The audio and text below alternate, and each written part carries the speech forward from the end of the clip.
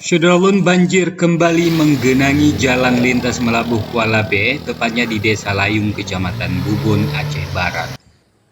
Genangan sudah terjadi sejak Jumat lalu menyusul hujan lebat yang berdampak pada meluapnya aliran Krung Woyla. Tercatat ada belasan rumah warga di Kecamatan Bubun tergenang banjir.